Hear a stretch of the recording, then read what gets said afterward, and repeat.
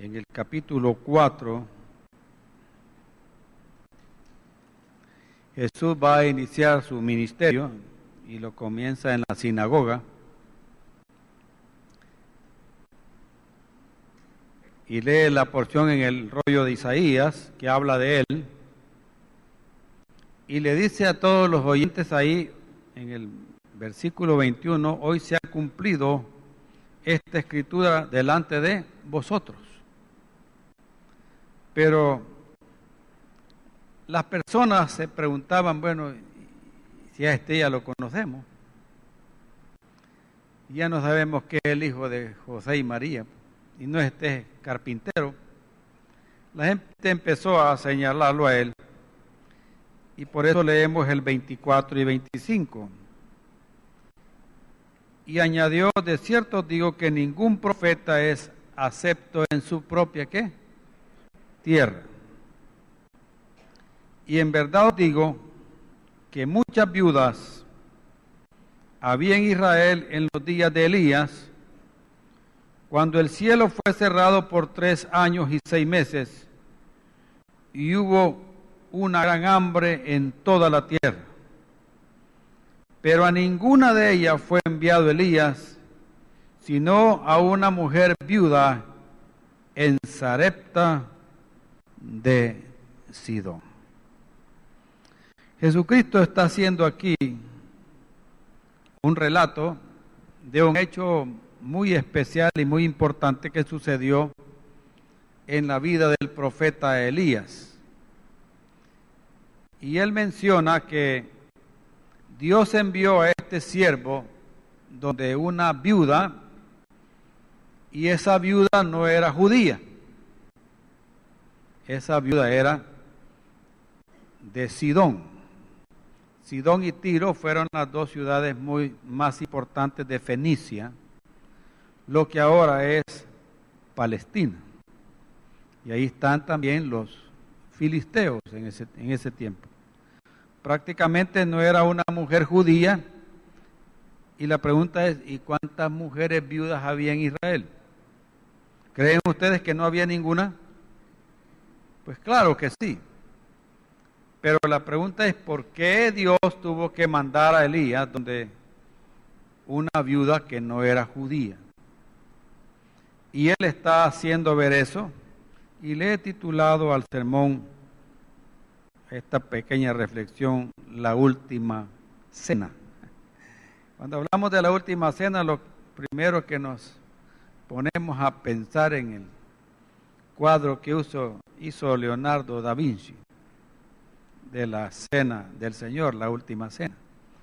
Pero aquí le he puesto la última cena porque esa sí de verdad era la última que iban a tener esta mujer y su hijo. Cuando hablamos de una persona muy necesitada, indudablemente que la Biblia nos muestra que una mujer viuda y con hijos realmente son personas muy necesitadas, y más en aquel tiempo, igual también ahora.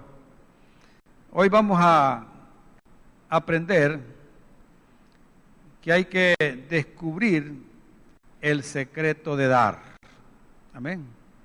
Una de las cosas más difíciles en el ser humano es aprender a dar. Igual aprender a recibir. Pero hay un secreto en el hecho de que nosotros podamos meternos la mano y dar de lo que tenemos a aquellas personas que lo necesitan. Hay que aprender a invertir para ganar. Amén. Yo creo que ningún comerciante, ninguna otra persona que quiera ganar va a invertir si sabe que va a perder.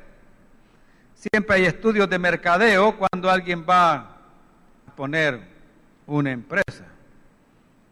Bueno, hace poco se acaba de abrir un negocio de pizza. ¿Y cuántas pizzas hay por todos lados? Pero para que ellos dijeran, bueno, vamos a abrir esta sucursal en San Miguel, no la abrieron así nomás. Hicieron estudios de mercado, trajeron un equipo de personas con un número muy reducido. Se pusieron ahí por el cementerio, en el parque, y empezaron a trabajar ahí para ver si el producto que ellos hacían o hacen tiene aceptación para todos los migueleños. Y aquí tengo un cliente cerca, aquí enfrente. Ustedes ya saben quién es. Entonces, y ellos al final pues abrieron su negocio. Estuvimos ahí hace poco porque como todo migueleño hay que ir a ver, pues, ¿verdad? Y así son los negocios aquí, ¿verdad? Más que todo de ese tipo. Que la primera semana, 2 semanas, no sé cuánto va a durar esa euforia, ¿verdad? Pero llenísimo y repleto que, bueno, éramos 10 los que íbamos ahí con mi familia y necesitábamos una mesa para 10 y que no había para 2, mucho menos iba a haber para 10, ¿verdad? Y gracias a Dios que mandamos a 2 espías primero a reconocer la tierra y pedir la mesa, y luego llegamos toda la tropa y gracias a Dios nos tardamos muy poco para poder ocupar ese lugar. Entonces ellos hacen un estudio, ¿verdad?, para poder invertir, contratar personal y decir, bueno, este negocio pues aquí en San Miguel, a pesar de que ya hay otros parecidos, pues vamos a salir adelante. Y yo creo que eso es muy normal y es muy natural y muy humano, y también Dios quiere que nosotros ganemos. Amén. Pero vamos a aprender ahora este principio de dar cuando hay tiempos difíciles. Amén. Cuando hay tiempos de crisis. Jesús nos muestra a través de este hecho real, el día que Él comienza su ministerio, de que es algo que funciona, que es algo que sucedió, y que demuestra también con esto lo que dice en 1 de Pedro 1:7, que nuestra fe va a ser probada. Amén. Nuestra fe va a ser probada como el oro se prueba en el fuego. Amén. En el fuego de la prueba, en el fuego de la necesidad, en el fuego de la dificultad, usted y yo vamos a ser probados. Busquen entonces conmigo en el primer libro de los Reyes de Israel, en el capítulo 17.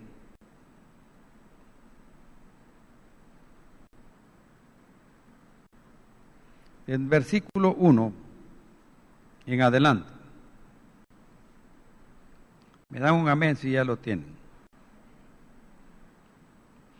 Este capítulo nos muestra un hecho bien importante, pero el versículo 29 al 34 del capítulo 16 nos menciona que el rey Acab y su esposa Jezabel estaban gobernando en Israel.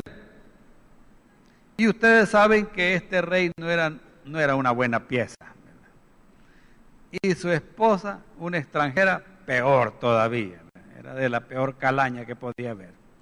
Entonces, esa combinación que hubo ahí realmente trajo muchos problemas, porque ellos lograron que el pueblo de Israel dejara de adorar a Jehová y empezara a adorar a Baal y a Acera.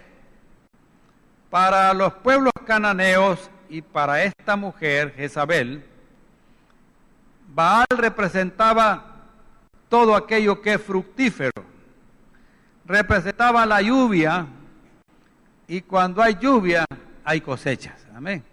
Y cuando hay cosechas hay elotes, y cuando hay elotes hay atol, hay elotes locos, elotes sanos, hay riguas, hay de todo. Pero si no hay lluvia, no van a haber elotes, a no ser que sean importados, ¿verdad? Amén. Que vengan de otro lugar para que nosotros los comamos como esos elotes dulces que vienen por ahí, ¿verdad? Pero ahí tenemos que nosotros, miren, ¿verdad?, pagar el precio que ellos valen.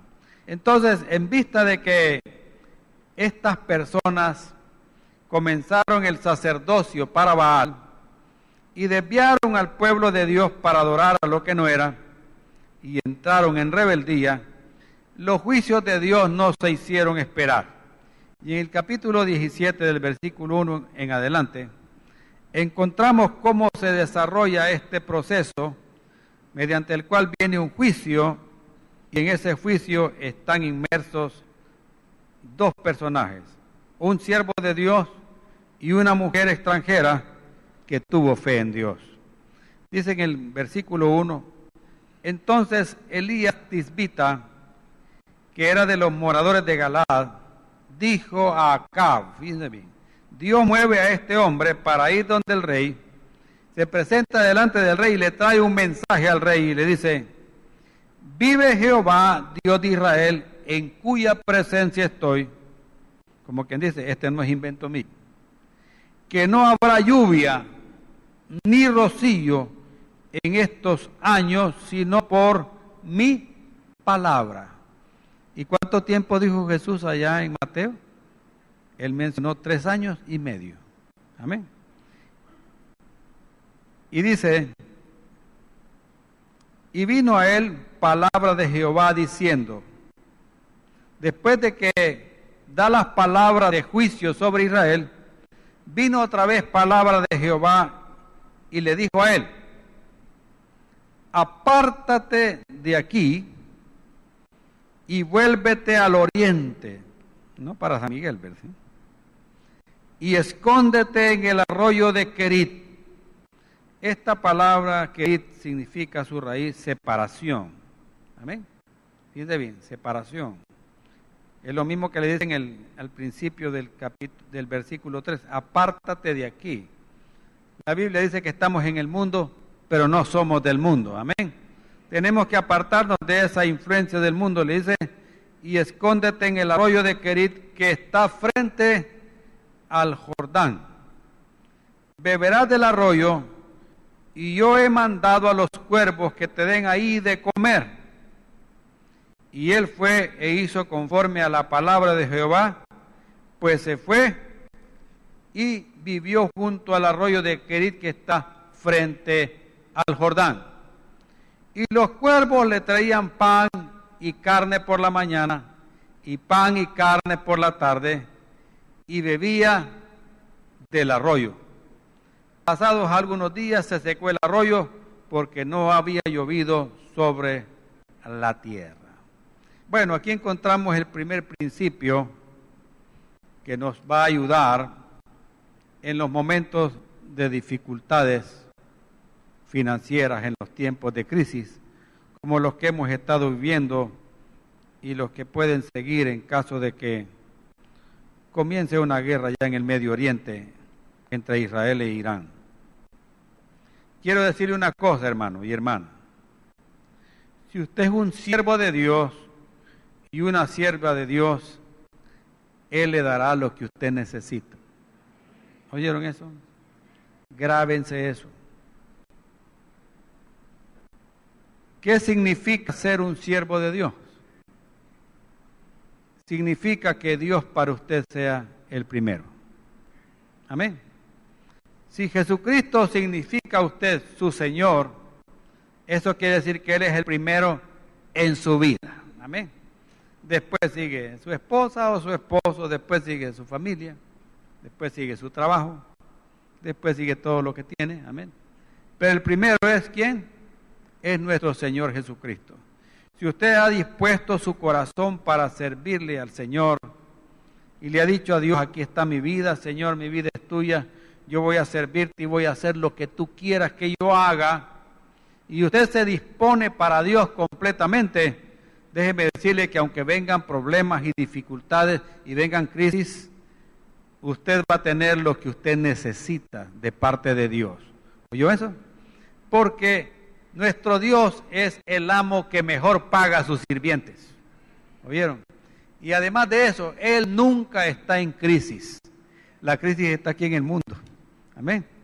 Pero Él está fuera de este mundo. Su reino no es de este mundo. Y Él siempre está en victoria. Y además de eso, Él es el dueño de todas las cosas. Vemos cómo milagrosamente le dice a Elías que se vaya al arroyo de Querit. Apártate de este mundo, apártate de la influencia de este mundo.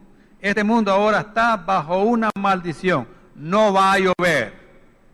¿Se imaginan ustedes aquí que no lloviera en San Miguel en un año? ¿Cómo nos iría?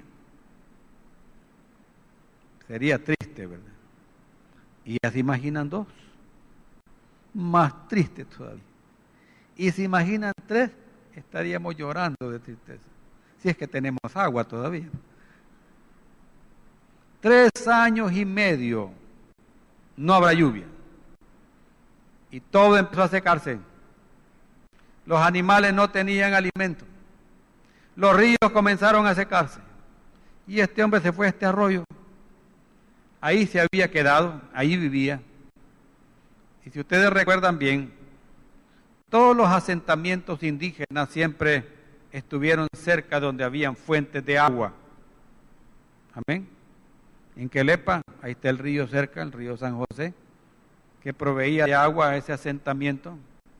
Todos los que estuvieron aquí cerca del río Grande de San Miguel, hay asentamientos de los ancestros que estuvieron viviendo en ese lugar. Todos estaban buscando estar viviendo cerca donde había una fuente de agua, porque el agua es vida. Amén. Y le dice, váyase al arroyo de Querit, ahí te vas a quedar frente al Jordán. Y él se fue a vivir ahí. Y fíjese que no solo el hombre necesita agua, los animales también, las aves también necesitan agua. Y resulta que dice aquí el versículo 6 que milagrosamente le traían a él pan y carne por la mañana. Él estaba a 2 tiempos, como había crisis. 2 tiempos. No habían 3, eran 2. Pero le llevaban pan y carne por la mañana y pan y carne por la tarde. Y el agua la tenía ahí a la mano. Amén. Siempre las aves y los demás animales siempre buscan las fuentes de agua porque ellos necesitan agua. Hemos visto en algunos documentales cómo los cocodrilos están ahí, esperando que cualquier cuadrúpedo vaya a beber agua. Y cuando algún animal llega a beber agua, dicen, ahí viene mi almuerzo, ahí viene mi cena. Y ellos van a ver de qué manera atrapan a aquel animal que está bebiendo agua ahí. ¿Por qué? Porque el lugar donde hay fuente de agua, ahí llegan otros animales que pueden servir de alimento para otros. Bueno, las aves que van a tomar agua a una fuente que tenemos ahí por la oficina, que los diáconos ya la han visto. Ahí me llevan de todo, bien. Me llevan churros, me llevan pedazos de pan. Cuando está el colegio trabajo, hoy sí nos ha ido mal porque hoy no me han llevado nada. Bueno, un día de estos me llevaron un ratón así. Hasta mojado estaba el pobrecito. En la India se los comen, ¿verdad? En algunas otras partes se los comen. Pero ahí están llevando algo. Entonces los animales estaban ahí, llevando las aves a este siervo de Dios su alimento. Dios ocupa muchas formas para que usted y yo nos alimentemos. ¿Sabe, hermano? Dios va a darnos, aún en tiempos de crisis, el alimento que nosotros necesitamos. Lo único es que vamos a ser probados. ¿Oyeron eso? Usted y yo vamos a ser probados. Igual que Israel, ¿verdad? Se acabó el agua. ¿Y la gente qué hacía cuando se acababa el agua? Empezaba a murmurar, empezaba a quejarse, empezaba a lamentarse, empezaba a comparar, estábamos mejor allá que aquí, y estos nos han traído aquí a morir, y empezaba, y eso ponía a Moisés con los pelos de punta. ¿Por qué? Porque él decía, bueno, y esta gente que no entiende, han visto como todas las cosas que Dios ha hecho, y en este momento que hay una necesidad, lo que hacen es ponerse a llorar, ponerse a quejar, ponerse a lamentar, buscar un chivo expiatorio a quien echarle la culpa, en vez de decirle: Señor, no tenemos agua, provéenos agua. ¿Verdad que eso es lo que hay que hacer? Está una necesidad. ¿Qué es lo que tenemos que hacer? Orar, pedirle al Señor. Y si pedimos, Él nos va a dar, dice la Biblia. Él les dio el maná. Y dijeron un día: estamos cansados de este pan tan liviano. Pero las cosas de Dios no le empachan a uno. Pero ellos ya estaban aburridos de lo mismo. Y dijeron: queremos, ¿qué? Carne. Queremos carne. ¿Y qué hizo Dios? Bueno, ¿quieren carne? Ahí les va la carne. Dice la Biblia que con el perdón de ustedes se hartaron de carne. ¿Ok? Les salía por los oídos, por la nariz, por los ojos, de tanta carne, las codornices que Dios envió para aquellos que comieran. Así que miren, hay que tener cuidado con lo que decimos mejor. Amén. No está mal que diga: ay, quisiera comerme un pescadito frito. Está bien. No sé qué estará pensando comer ahorita que está ahí en el ayuno. Ay, al salir de aquí, yo quisiera, Señor, pero me gasté todo en la vacación. Yo no tengo pisto. Expresar nuestro deseo al Señor no es malo. El problema es que nos empecemos a quejar y nos pongamos en contra de Él, ¿verdad? Y a decirle que galán, mire, esos otros están comiendo bien y yo aquí solo viendo.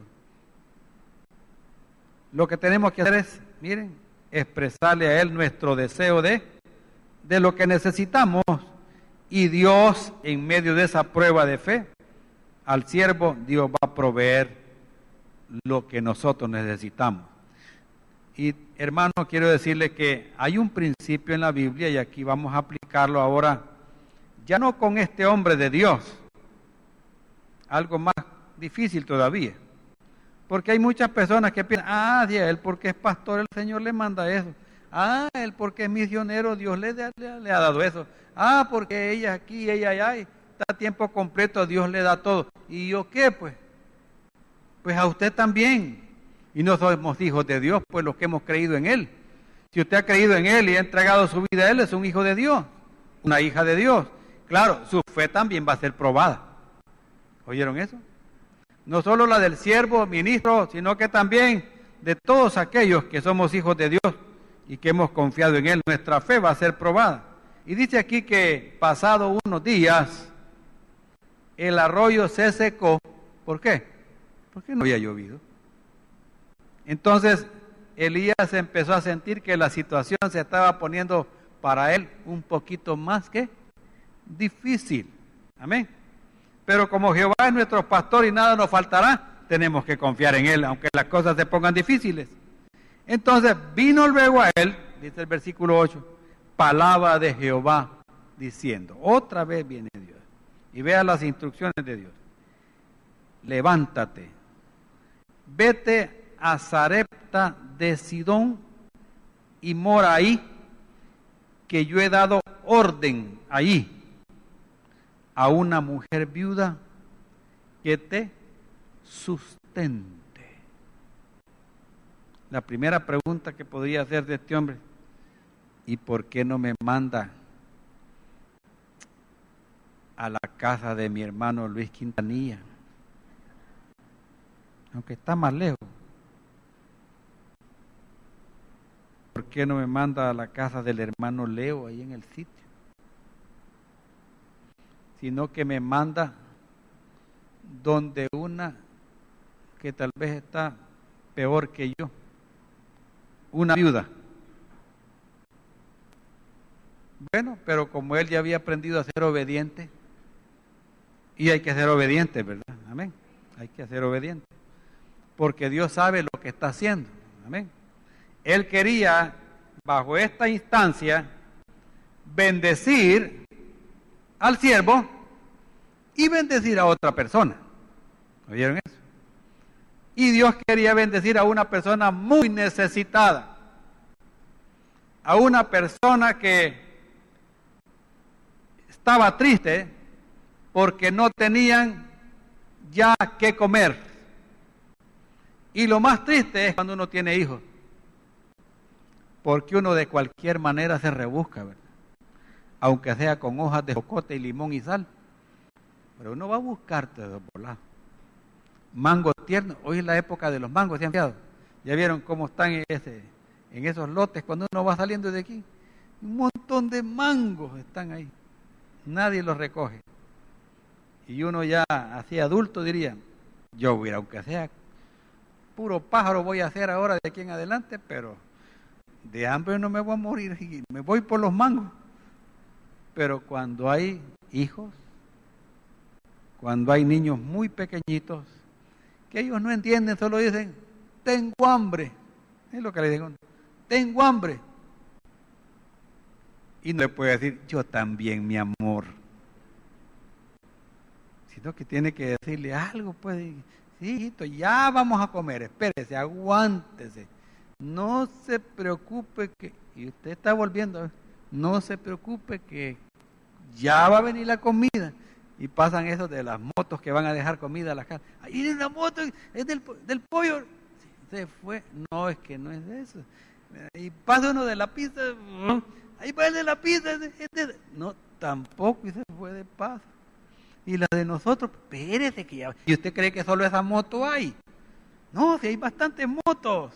Si hay bastantes ahora empresas que hacen pizzas y pollo. Ya va a venir. Cualquiera de esos va a venir. Y con esa esperanza están los hijos de usted, Señor. No me vayas a dejar avergonzado aquí delante de este cipote.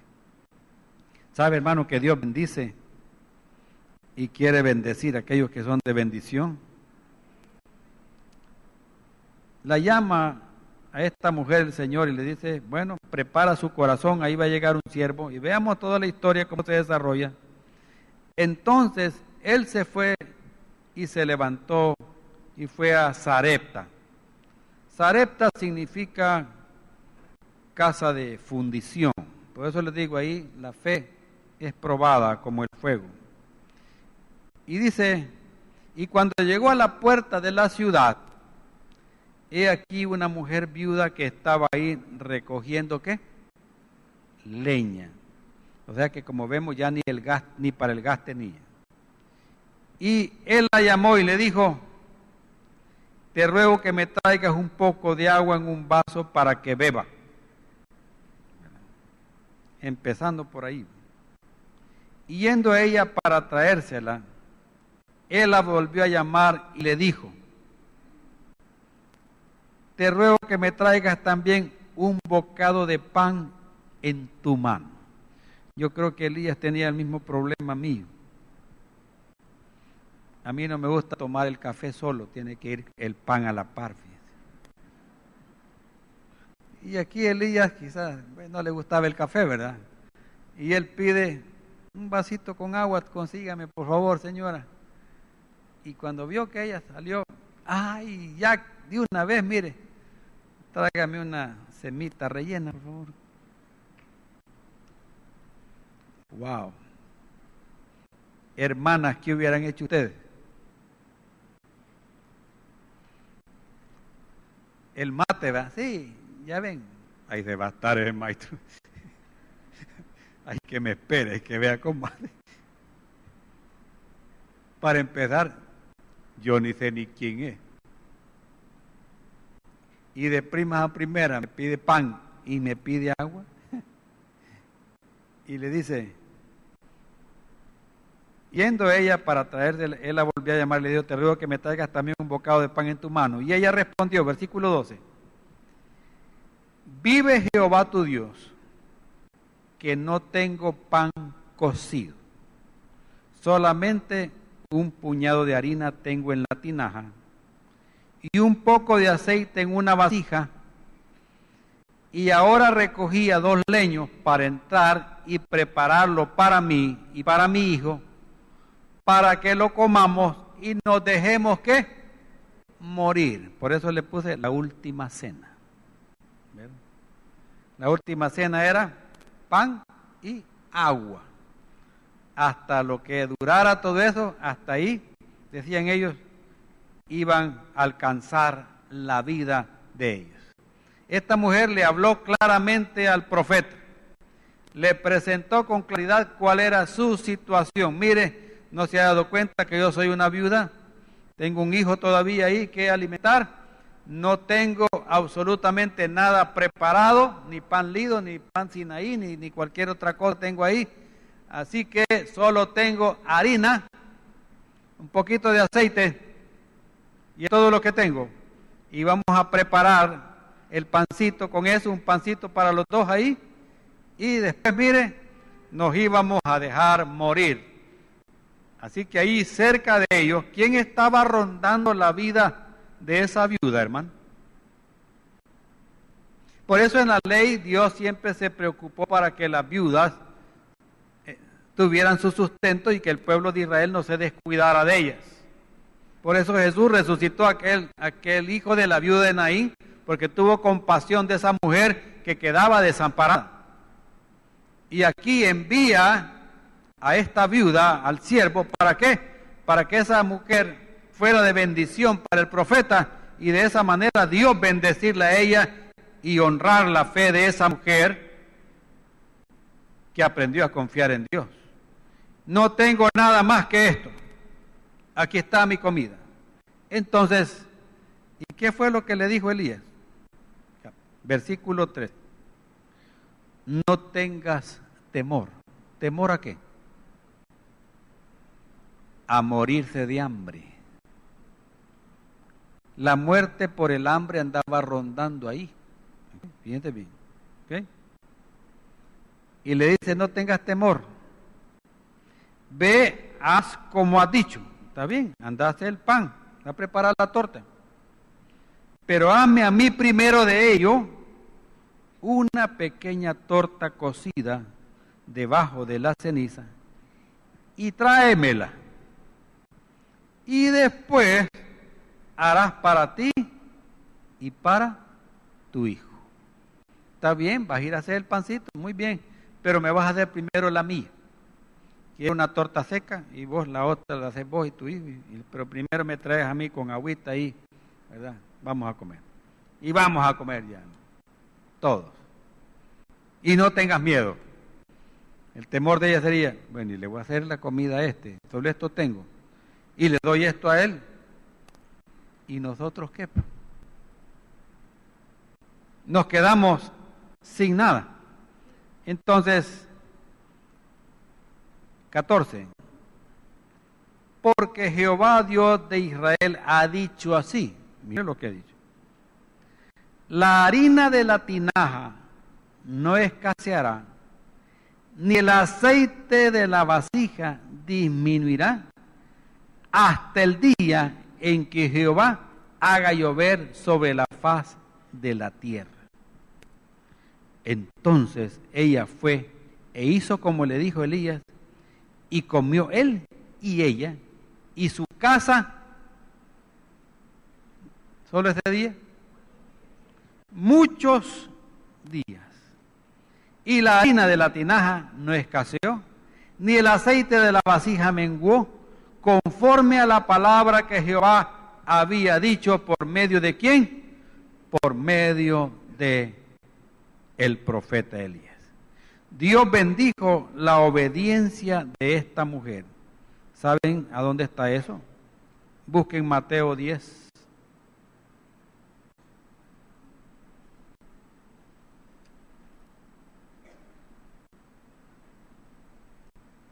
Del versículo 40.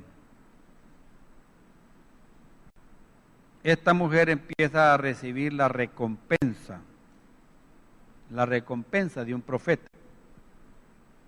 Mateo 10, versículo 40. El que a vosotros recibe, a mí me recibe. Y el que me recibe a mí, recibe al que me envió.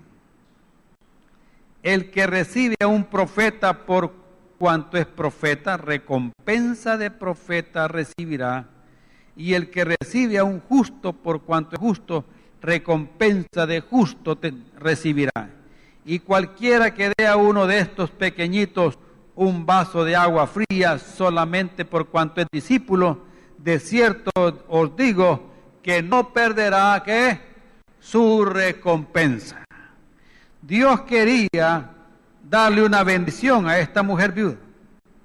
Dios quería recompensar a esta mujer y todo iba a depender ¿de qué? De la fe que esta mujer tuviera a las palabras que el profeta iba a decir en nombre de Jehová. Así que le dijo, mujer, no tengas temor, prepárame a mí primero, después comes tú con tu hijo, porque aquí viene lo sobrenatural. Al principio se ve todo raro. ¿Cómo es que te me dice que le haga él primero y después coma yo cuando lo que le voy a hacer solo ajusta para él? ¿Ya? ¿Les ha pasado eso cuando llegan a la casa? ¿Ya? Uno llega a la casa y mire, solo esto hay. Ya no hay otra cosa. Y usted anda buscando más. Y esa mujer dice, Dios, solo esto tengo. Y cómo es que te me dice que le dé a él y después que comamos nosotros. Ya de lo que queda en la cacerola, qué rico comer, ¿verdad? De lo que queda en la cacerola. ¿Ya han hecho chicharrones ustedes? Y como queda el asientillo ahí, ¿verdad? Y más cuando uno llega de ayuno y oración. Con tortilla bien calientita y un poquito de queso fresco, cuajada, mire. Dios mío, se siente que está en el paraíso uno. Pero como aquí era pan, ¿verdad? ¿Y qué iba a quedar en la cacerola ahí? Pues nada. No tengas temor, le dijo, porque Jehová ha dicho. O sea, este no es un invento mío, le dice Elías. Este plan, este proyecto no es cosa mía, esta es cosa de Dios. Mira, mujer, Dios ha dicho que no va a faltar la harina de ese recipiente que tenés ahí, ni el aceite tampoco. Así que cuando vos me hagas esa comida a mí primero y vayas a ver el cumbo de la harina, vas a ver que todavía tiene ahí. Y vas a hacer para ti y tu hijo. Vas a ir a buscar el aceite y cuando veas el recipiente del aceite, ahí va a tener aceite todavía. Para que sigas, ¿qué? Cocinando. Y aquella mujer actuó en la fe, preparó la comida para el profeta y después, ¿qué pasó? Siguió haciendo la comida de ellos y así pasaron, miren, muchos días los tres comiendo pan y agua. No se morían de hambre. Amén. ¿Por qué? Porque Dios estaba proveyendo. Dios recompensó a esta mujer, ¿verdad? Le dio la recompensa de ¿qué? De profeta. ¿Y qué significa eso, hermano? Que si usted invierte en la obra de Dios, su inversión no se pierde. ¿Oyeron lo que les estoy diciendo? Por muy mínima que usted, cosa que usted esté dando a la obra de Dios, hermano, eso no se pierde. Viene una recompensa para usted por lo que usted está haciendo en la obra de Dios. Amén. Llámese obra de Dios todo lo que es la iglesia, todo lo que hay aquí de la obra de la iglesia. Llámese aquí que usted bendiga a un siervo de Dios. Dios va a recompensar lo que usted está haciendo. Amén. O sea que hay que saber qué, invertir. Entonces podríamos decir, hermanos, primera prueba para la mujer fenicia superada. Amén. Ella, mire, creyó y le fue contado por justicia, dice la Biblia, a Abraham. Mire, y Dios hizo justicia aquí y esa mujer estaba comiendo. Pero vean qué pasó después. Versículo 17. Después de estas cosas, aconteció que cayó enfermo el hijo del ama de la casa. Y la enfermedad fue tan grave que no quedó en él aliento. ¿Qué significa esto? Que el niño se murió. Y ella dijo a Elías, ¿qué tengo yo contigo, varón de Dios? ¿Has venido a mí para traer memoria de mis iniquidades y para hacer morir a mi hijo? Él le dijo, dame acá a tu hijo, y entonces él lo tomó en su regazo y lo llevó al aposento donde estaba y lo puso sobre su cama, y clamando a Jehová, dijo, Jehová Dios mío, aún a la viuda en cuya casa estoy hospedado, has afligido haciéndole morir su hijo.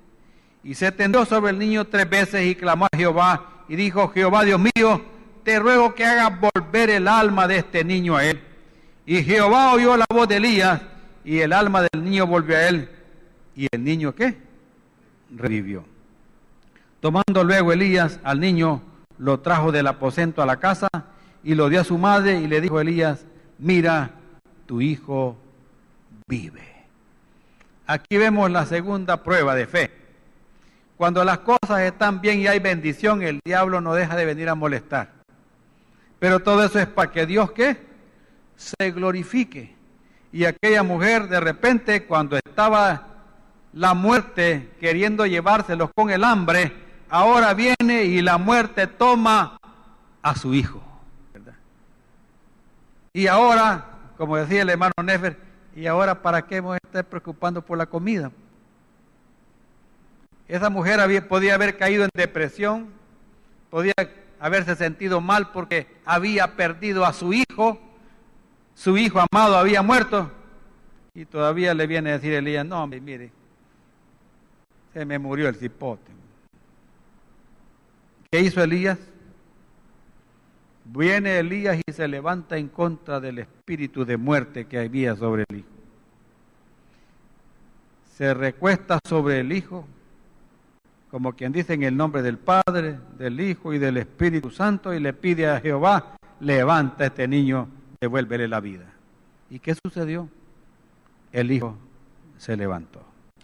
Este hombre entrega el hijo a su madre, y aquí vemos cómo las recompensas de Dios van creciendo para esta mujer que había dado todo lo que tenía para la obra de Dios, para el siervo de Dios, y Dios la bendijo con 2 milagros portentosos. Hermanos, en medio de la crisis podemos salir adelante si confiamos en Dios, dejamos que Él guíe nuestros pasos y no dejamos de ser obedientes, invirtiendo en la obra de Dios, porque ahí es donde más vamos a ganar, porque con Dios no se pierde. Amén. Vamos a orar. Nos quedan unos pocos minutos para orar.